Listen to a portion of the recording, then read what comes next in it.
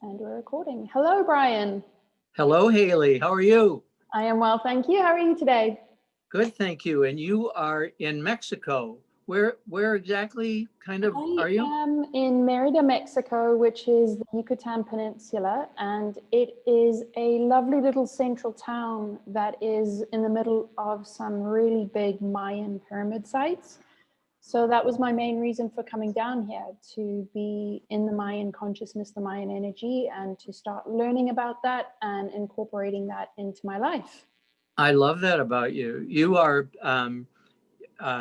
were born in the U.S., but you grew up in Zimbabwe, which is pretty cool for a kid who grew up in Detroit. It sounds very exotic. But the thing that we've agreed to describe each other briefly, and the thing that I am most impressed with or find most unusual and attractive about you is that you don't see containers. You don't see the soul in a container. You see energy. In other words, you don't see really gender or race, or Mm-mm. you see the energy in the person and how it's flowing. Is that? Yeah, I see, obviously I see sort of the outer container, which is brown Mhm. hair, a shade of skin. But really I see the light, and I see how bright the light is or how dim the light is.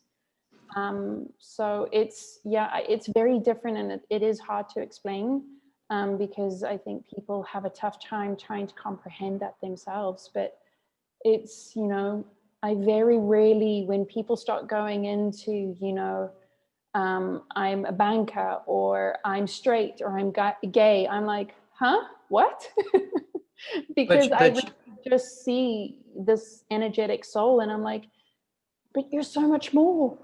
yeah. Well, for them at that moment, that's a really That's what they're important. seeing. Yeah. But you were a banker, and you left banking and got involved in organizational development. Is that right? Helping people, helping companies and organizations move forward, take what they've got and better Yeah. understand it. So I was in banking for almost 20 years, worked in financial services and banking, and reached a point where I needed to make a decision. I either stay in that industry and stop complaining and just accept that this is the way the industry works and fold into it, or I change. And I made the decision to make a change that was more aligned with myself. So originally that looked like consulting mostly to entrepreneurs and helping them figure out their strategy. That evolved into coaching. I was actually spending more time having coffees and lunches, sharing my story. And at the time, I'd obviously just left banking, which was considered a massively courageous decision. Sharing with people sort of that decision and how I'd got comfortable with it and how I was dealing with the transition. And then it started evolving into, I'm not really coaching, I'm actually reading energy, and I can see where you should be going. So it now is at the point now where it's completely energetic. It's not even coaching, it's just energetic information and laying out the map and saying, if you go straight, this is what it's going to look like. If you go left, it'll look like this. If you go right, it'll look like this. So I do that now for individuals as well as companies. And and that's how we met. That's Yeah, how we it's met. that a mutual friend, somebody who actually was using your Yep. services in guiding his work as a painter, thought that by reflecting on some of my Facebook posts that it would be great for me to connect with you. And we spent a session together at his expense, which was really generous and paying it forward. But and then we just decided afterwards that we wanted to get to know each other better. Yeah. So so it's your turn. Uh, in a sentence or two, describe who I am. Oh man, Brian, that's so difficult for me because you're one of my favorite people ever. Oh wow, I that's think, great. a sentence for you is just this gentle soul. Two words really, gentle soul. That is such a wisdom keeper. And when I connect with you, it's such a gentle experience, but it's so much wisdom.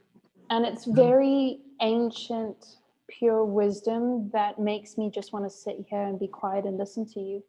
So it's when we connect, I always have to remind myself, get back in it. Don't just sit and listen. No, that's very flattering. Thank you. Thank It's you. very affirming. Yeah, you've got me thinking about different aspects of my, I was, I made my living after being fired for being gay back when I was 26 years old in 1974. I made my living basically by writing columns and magazine articles and books, and then making some DVDs, and then speaking. I knew that I could speak effectively. I mean, I didn't know it without feedback. I mean, people said, I mean, that's the only way I really know my gifts, at least that has been the way, is the feedback that I get from people, consistent feedback. I'm not Right. talking about the one negative review, because my tendency would be to only focus on one negative review and everyone else was positive, and I would think, Right. oh, they really saw through me, or they, but so I'm now understanding that in addition to speaking and writing, that I might have something else that I should be offering, which is Sharing I don't wisdom. know. Yeah, I try to. I write almost a regular Facebook posting, but then you and I met and started sharing stories and decided, why don't we record this and see if other people, respond to it. Now, you came from a pretty privileged background.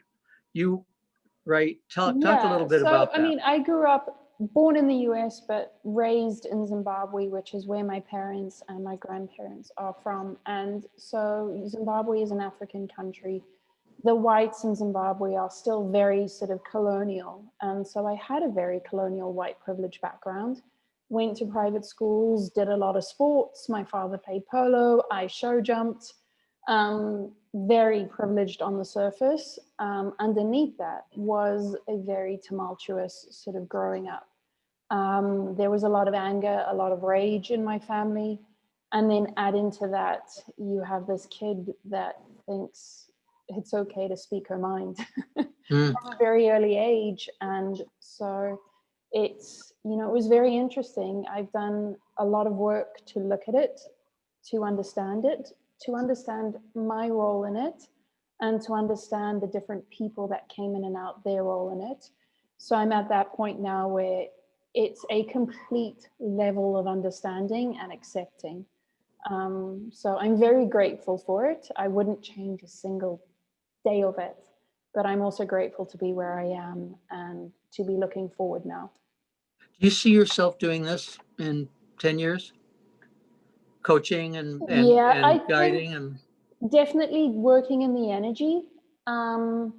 I think it will look a little bit different in terms of the scale.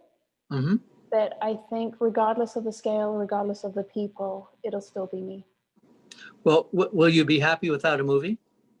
I will be happy without the movie, because I think I've looked at who I am, and I've reached a level of acceptance where I'm really happy with who I am. I'm really proud of myself. I'm really proud of the connection that I have and the priority that I have put on exploring all that I can be. So that is, who I have been, who I am now, and who I'm going to be. What guides you? Without the movie.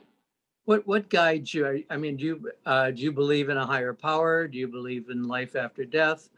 What guides you on your journey?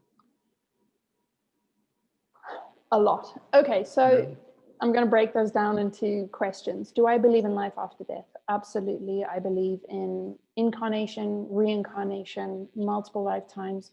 I believe in parallel lifetimes, parallel universes, multi-dimensions. Energy is huge.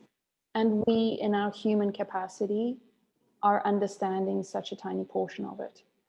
So there is a lot out there that I believe in. My guiding light is the divine. And when I speak of the divine, it is this unconditional love, this unconditional life that I believe we were all created from. I do believe that there is a creator that is not one sex or another, is not male or not feminine. It is a creator. My guiding principles are literally in the book called the Kabbalion. And this is a book that was written way back prior to ancient Egypt, ancient Greece, where they tried at a very high level to explain the laws of the universe and how the planets and the universe came into existence. For me, that really resonates. So, and it really explains how we are able to be in this world. It's complicated, but that is my guiding light. I believe that I am an aspect of the creator. The creator is within me. I am within the creator. Likewise, I see you as the same. You are the creator is within you. So everything that's within me is within you, and vice versa. We just manifest it uniquely. I have a very unique vibe. You have a very unique vibe. And not one person has the same frequency across the universes. I feel very similarly. I think that's one of the reasons that we're drawn, is that we've come to the same point of awareness, and we both believe that millions of others have arrived at this point, often because of the almost always because of the struggle that they have accepted in their life for authenticity, and the authority of their life, right? I believe, eventually comes from, there's an understanding that comes from out and through, and that Yes. we're participants. We're not an empty shell. We're participants, and that we each manifest in our own way. I'll tell you something, though, and we should do a program on this, but I have more questions to answer. In response to my column that I wrote about "Are you happy without a movie?" a Facebook friend wrote, "Define self-righteous," and I thought, "Oh, wow." Interesting question. He was suggesting that I was coming across as if I believed I was morally superior, and that couldn't be further from the truth. I'm excited when I encounter other souls, and I experience this dance that goes on between the angels that surround us, because they're so excited that we have encountered each other. But it's not about I've got something you don't have. It's about I have something, you have it too. Let's talk if you found it, and if you haven't, let's talk, and maybe I can help you, think about it, but not, Jerry Falwell kind of, I'm a moral person and you're not. When people say those kind of things, it has very little to do with you. It has everything to do with them and the trigger that they felt. And, to each their own, we all have our path. And it's, hopefully learning that you start to, when you are triggered, not to speak instantly, not to type instantly, to take a step back and be like, what am I feeling? Mm-hmm. So yeah. it's always interesting when that happens. What I did was I defined it, in response. I said, I looked this up, this is what it means. But then I privately messaged him to say, why did you ask me that question? Are you feeling, that's smart. I think you do it privately all the time. Don't make a big spectacle of it in public. Then you're shaming them. If you have more friends than they have, then they think, now we're on the bad side. That's not why we have social media, people. No. So going back, if I can, you have one sister who's older. I have one sister who's older, and she is in Oregon now. And then my parents are still in Zimbabwe. And then I also have some cousins that are either in Canada and also in the US. So we're a very multicultural family in some senses. In other senses, we're very, very white.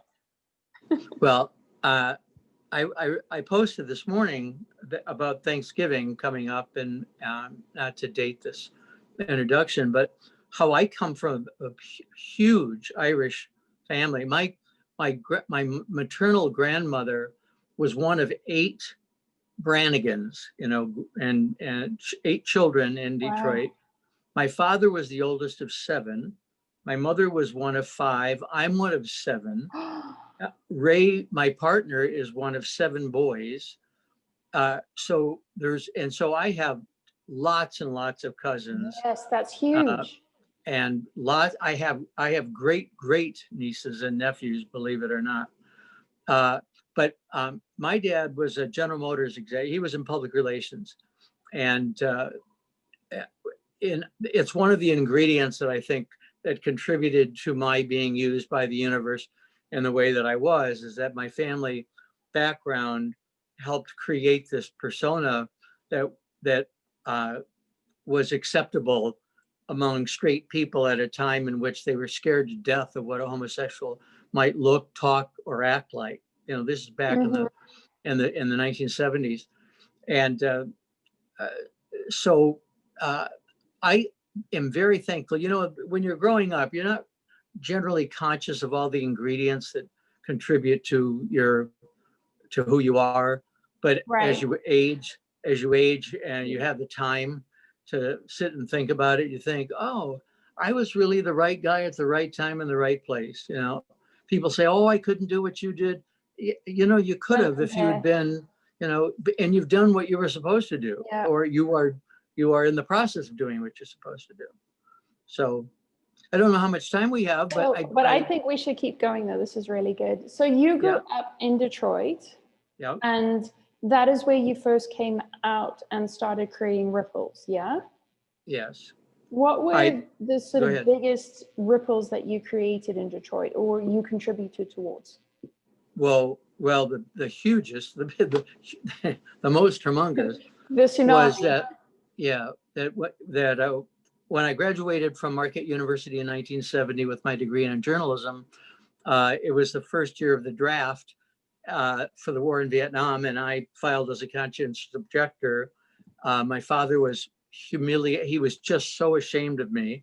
So I learned at an early age that I had to stand, even in the midst of disapproval and tears, that if I believed what I believed, I had to Yeah. stand strong and not be coward, not be intimidated, not to please them.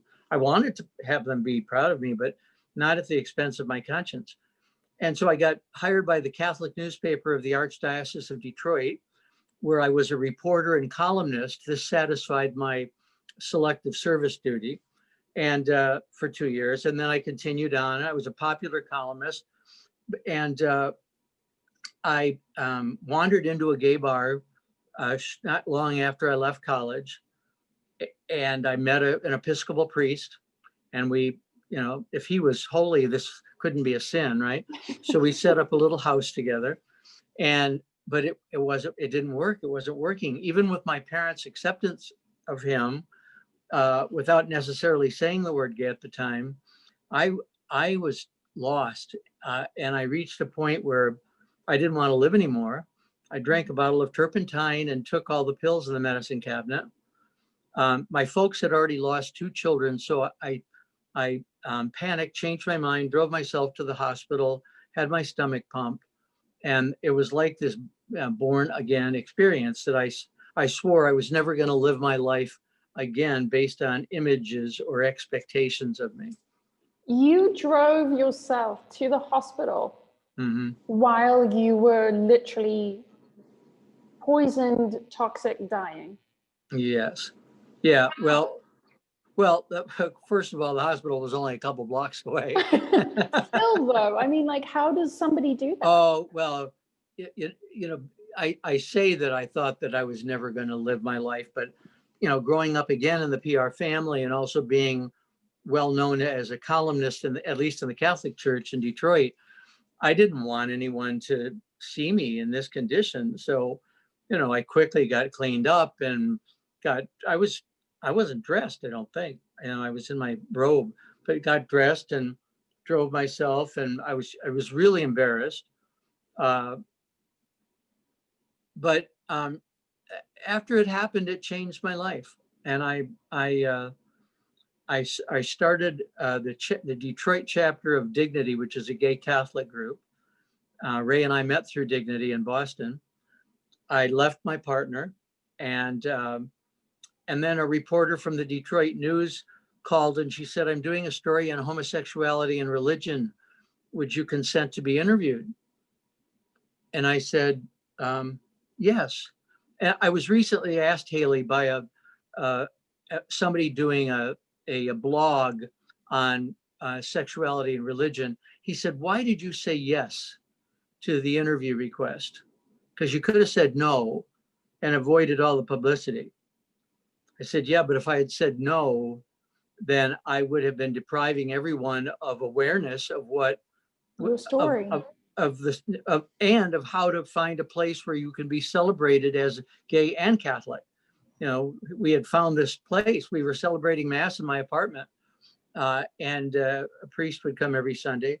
So I said yes. Well, then, you know, the newspaper dropped my column because over the weekend, all kinds of advertisers have said, "You've got to do something about him. You can't have a homosexual." And so they dropped my column. And the reporter called me on Monday and she said, "Has there been any reaction to my article on Saturday?" And I said, "Yeah, they just dropped my column." So next day, the 8-banner headline, you know, Catholic newspaper drops column by homosexual. Of course, my parents are mortified because every radio and television station in Detroit and the other daily newspaper all picked it up and were, you know, wanting interviews and photos. And so the wave that I created in 1974, because I was the right guy at the right time in the right place, was confronting the church with, "You've got to do something. You've got to figure out how you're going to respond to gay people, because you're not doing it." Yeah, You know, you have to take responsibility for the information you have. yes, you know, the American Psychiatric Association had already ruled that homosexuality was not a disorder. So why aren't you saying that to the priests?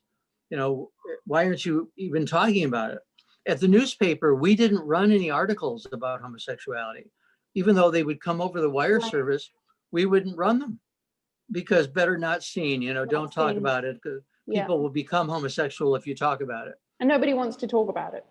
No one did want to talk about it, but this kid, you know, who was senior class president and, you know, who people liked, A high and achiever.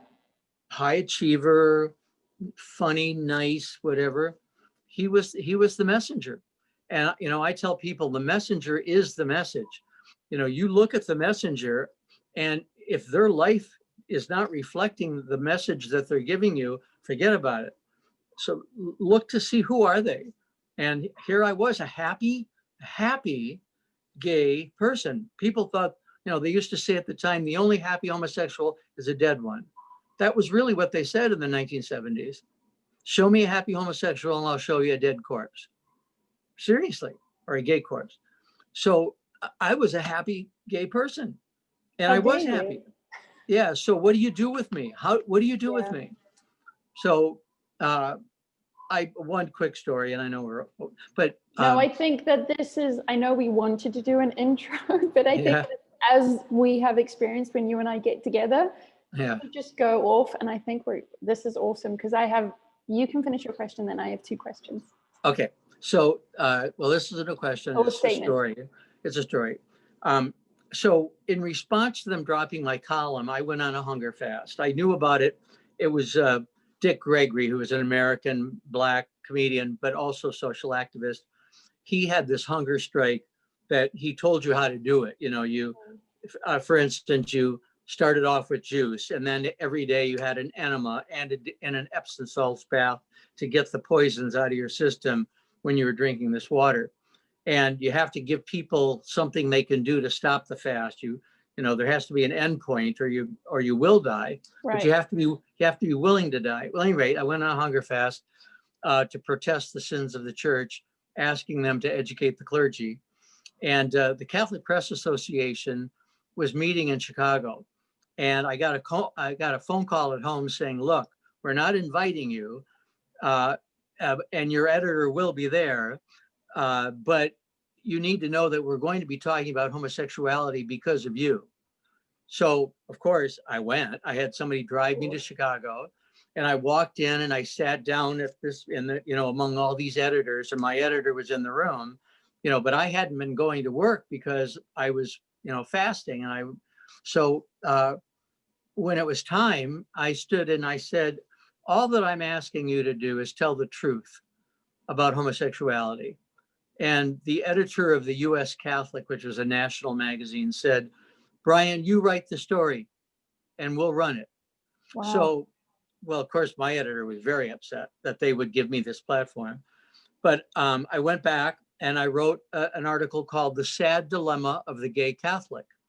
And it talked about, how hard it is to not be in a church where if you're openly gay, you're not welcome, and you weren't at the time. And guess what happens? The article wins Best Magazine Article of the Year from the Catholic Press Association. They're giving an award to a homosexual, writer. Wow. Yeah, that was huge. So that's how I made my presence felt. Unintentionally. I didn't plan any of this. Well, that was going to be my question to you. I mean, these are not ripples, these are tsunamis, and you are the central figure. It's because of you and your actions. So how are you feeling, and where are you as Brian while all of this is going on around it and you're the center point? Well, I am terrified.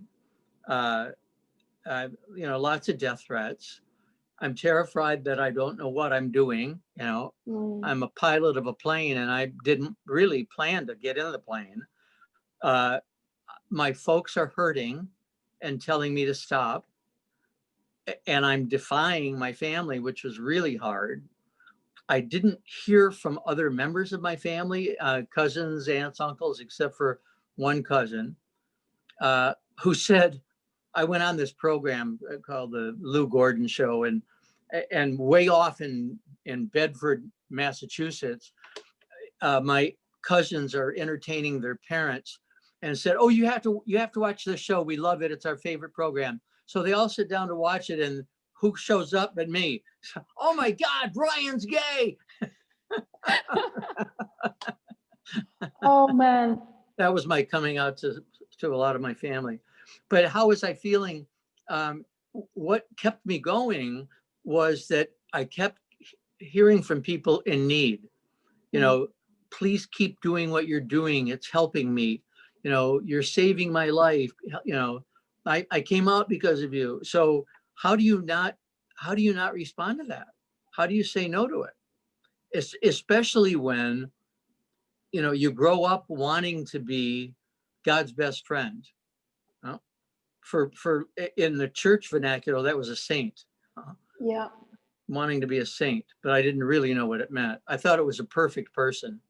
In high school, this is a great story too. For you, you'll like this one. In high school, one of the Christian brothers said, "A saint is a sinner who tries," and I thought, "Oh, I like that one." That's good. Yeah, but in college, I heard this story from a theology professor. He said the priest was in the first grade classroom asking the children, "Who can tell me what a saint is?" And a little boy in the back of the room raised his hand and said, "A saint's that thing in the church that the light shines through." I love that. Well, he was talking about stained glass window. Yeah, but I mean, so that became my definition, right? That all I wanted to be was, well, then and you're a saint. And you're a saint. Well, I've already decided, the church is never going to declare me a saint. And so I said, you're a saint, you're a priest, you're an angel. Go ahead and say it, because you're a soul. But I'm no more a saint, a priest, an angel than anybody else is. Right. I'm a manifestation of the divine, and I've worked really hard at understanding and not allowing my ego to get in the way, right? Mm-hmm. And everybody else, some people are way ahead of me on the journey, and other people are watching and thinking, "Oh, wow, that can happen for me too." I mean, I made my journey there were a lot of books that influenced me, but Siddhartha, by Hermann Hesse, boy, telling the story of the Buddha, how he left a rich family to try to find what the meaning of life was. And he said to the Holy One, his best friend decides to follow the Holy One, the Buddha, in the garden. And Siddhartha meets him and says, I can't follow you. And he said, I know, why not? He said, because I know I'll never meet anyone smarter than you or wiser than you, but I have to learn it on my own, or it won't be truth for me. It's fascinating that was such a momentous book for you, because it was for me too. And that was sort of when I first started questioning and sort of really exploring that niggling feeling in me, like just ask, just be curious. That Buddhism was sort of the entry point in that. And that was one of the first books that I read where I was just like, this is what I want to do. This is what I want to be. How do I go sit under a tree? Will people think I'm weird? But it was my entry book into really becoming and opening myself up into who I am today. I think it's a fascinating book. And it's so well written too. Talk about what you've given up to be where you are today. Oh, you're in my mind. What have I given up?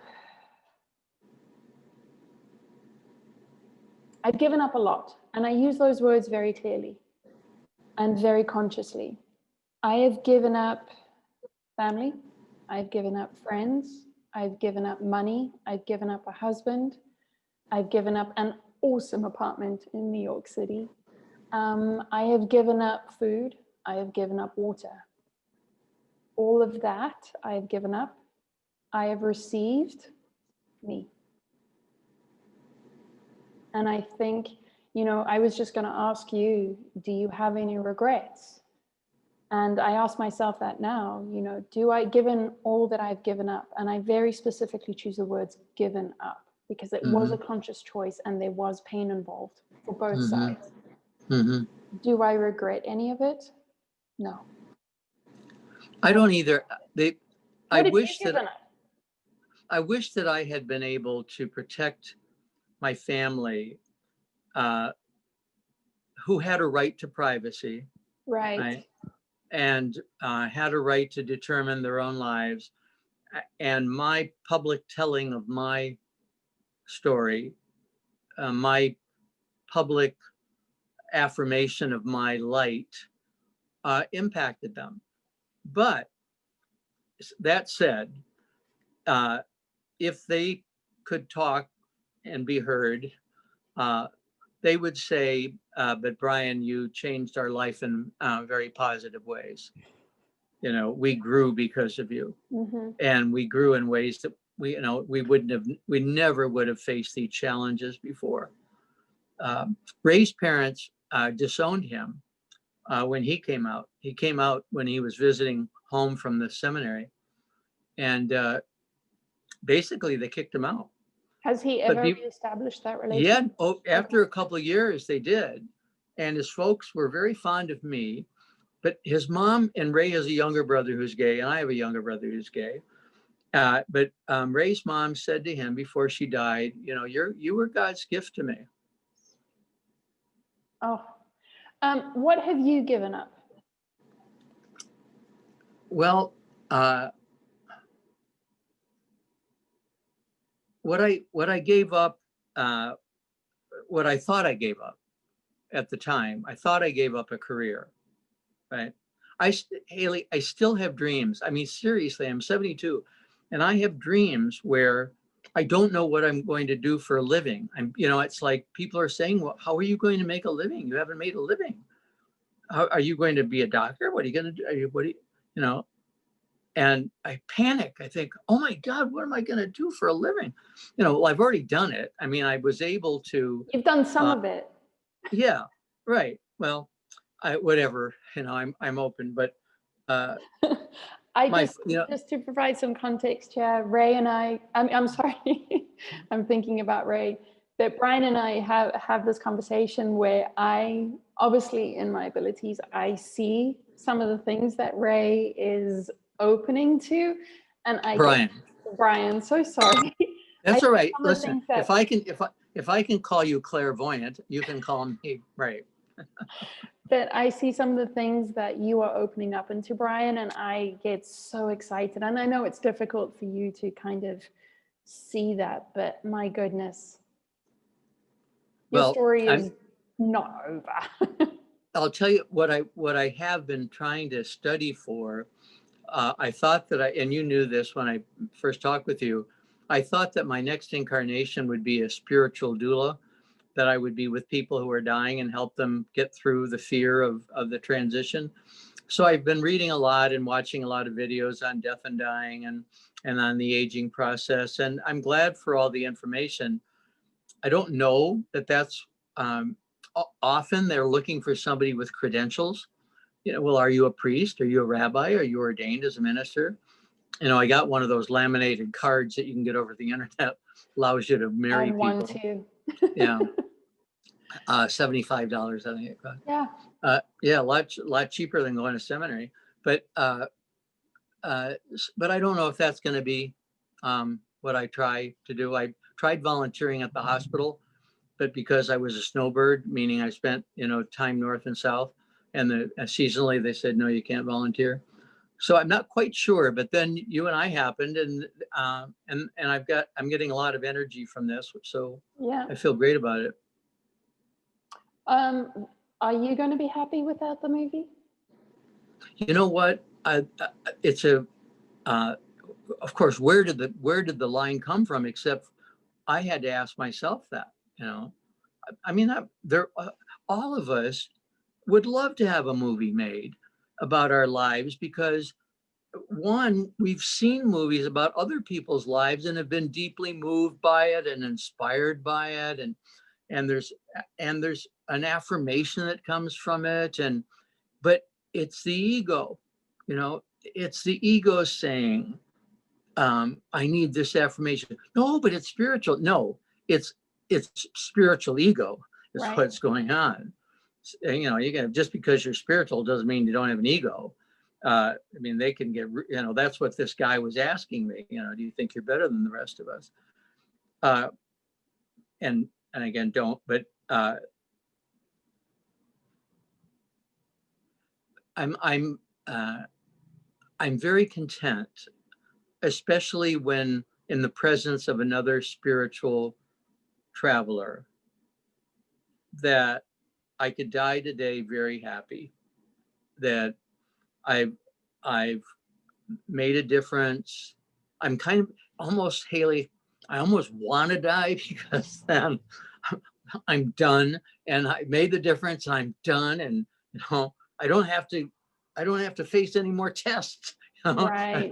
I don't have to make any more choices. I don't have to start fresh on this new path. But hey, this is what life is presenting, and one step at a time, right? Mm-hmm. It's definitely one step at a time. And, are you afraid of death? I'm not. No, Yeah. I do believe in the migration of the soul. I don't know how fast we end up coming back, and I'm looking for. Did you ever see the movie Defending Your Life with Meryl Streep and Al Brooks? No. Oh, you have to. Okay. You have to see it. You have to go get it. It's called That's Defending Your Life. Yeah. It's Sunday, So, and I need a movie. Well, Defending Your Life. They die. They meet in the afterlife, and they're at this way station where they have to watch their life story with some judges in the room. And of course, her life story is that she's incredible. She runs into a burning house to rescue a kitten. And his life story, everyone's shaking their head thinking how selfish. So, and they go to this past life place, and she goes in her booth, and they come out, and he sees himself being chased by a tiger, and she sees herself as Joan of Arc, and they come out, and and he says, well, what was your past life? What did you see? And she said, well, I was a saint. And he said, I was lunch. I think we've all had those lifetimes, though. Well, I think we're here, for where we are because maybe we have been lunch and decided that we wanted to either learn to run faster or, choose a different way of being in the world. So Brian, before we sign off, out of your experience, and you've had sort of a lot of tsunami wave experiences that have created the wisdom that you are now and created a space for you to be this wonderful, gentle, wise person. In all of those experiences, which one stands out the most to you, and which one, if there is one, that you are most proud of? And most proud of? Yeah. I don't know. The pride thing is a challenging one for me.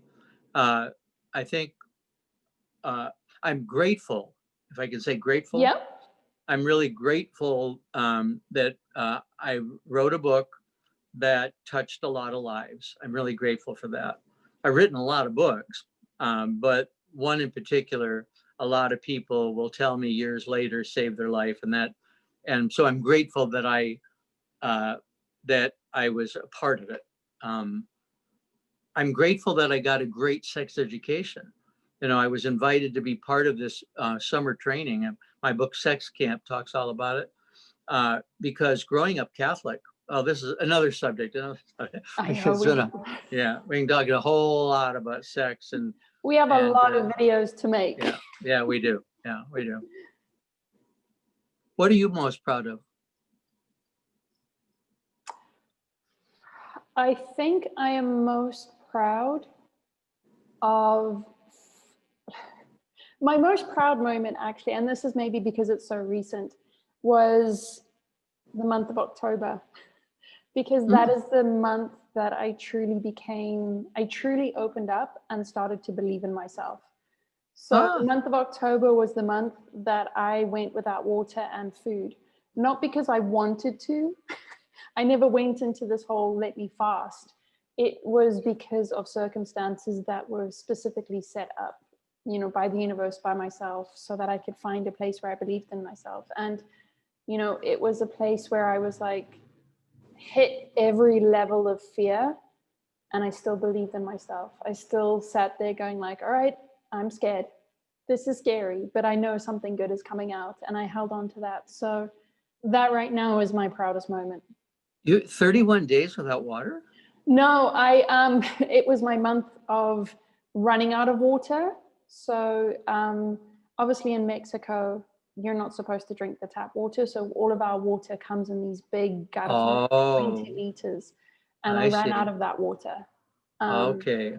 And so one of my greatest fears has been running out of water. So if you know me, I usually have 2 huge things of water wherever I go. Wherever I go. If I'm sitting at my desk, there's 2 cups of water. If I'm going to the store, I have a bottle of water with me. Always have water with me. And so I reached a point in October where I have a pool outside full of water. I have taps, water on demand. I ran out of drinking water. And it was a moment where I was just like, how could the universe let this happen to me? I get that we have tests, but how can you test me to the point where it's now going to impact my health? And every time I kept asking that question, the response I kept going was, open the tap and drink the water. Oh, really? And I had this moment where I was just like, okay, but that health is a very big thing for me. I've just come through 2 years of literally falling apart from a health perspective and rebuilding. And I'm like, drinking water from the tap in Mexico does not equal health. Every time I had this conversation with my guides, I kept hearing, open the tap and drink the water. So I had a moment where I was like, I'm out of water. So I was like, fine, I'm going to drink the water, but I better not get sick. So I poured the water, out the tap, and they were like, bless the water like we've taught you. I blessed the water. I drank tap water for 2 days. Without boiling it? Without boiling it, straight from the tap. I blessed it and drank tap water for 2 days. I drink about 3 liters of water a day. Oh, wow. About 6 liters of tap water. And to this day, it's over a month ago now, to this day, I have not got any ounce of sickness from it. It tasted different. but I haven't got any kind of Montezuma's revenge or anything like that. So that was massive in terms of, listen, we've got your back, and trust in your abilities to bless water, and to, if you need something, you can manifest it. Because manifesting isn't just creating opportunities and living a life of extravagance. Manifesting is creating the things that you need. I needed water. Manifest it, create the water, pour it from the tap, bless it, drink it, trust that you are okay. And it worked. So there was that. And then the food thing, it was one of those moments in a freelance career where the clients dry up and ran out of money, so I couldn't go and buy food. And I had just bought like a 6-pack of apples, and I was going through the same conversation with my guides. So guys, 4 apples left. Please send me a client. Need to earn money here. And they were like, you're fine. I'm like, I know I'm fine, but 4 apples. Next day, 3 apples. And I'm like, guys, 3 apples down. Like, I've got to eat. They're like, you're fine. Don't worry about it. Got to the day where I had my last apple, and I bit into the apple, and I'm like, guys, this is my last apple. Something has to change. The response I got was, are you ready to change? And it's one of those moments where you're just like, not helpful. I was looking for more. I finished that apple.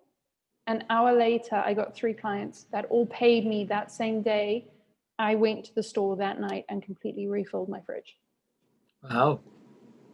So it was a big month in terms of getting to the extreme limit and finding faith in myself. And that happened, and literally I did change. It was the change that I needed to really get to the point of, I trust myself. I trust that I have decided to incarnate into this life. I trust that there is a reason I'm here, and I trust that I will be successful in that. I trust that I will be supported in that. I've never had that kind of trust until now. I've always looked for other people to give me that trust, that support. And I'm at the point now where I'm like, trust myself. I'm good. Good for you. You should be proud of that. So yeah, that was my big moment of October. That being said, I don't think everybody has to be pushed to that limit. Obviously, I think you and I both have experiences where we have gone to the extreme limit, but I don't think everybody has to go to that limit. No, but some of the most challenging life experiences are where the best lessons are. I mean, everyone, it's trite, I know, to say, but it's true. Yeah. At least in my experience, it's true.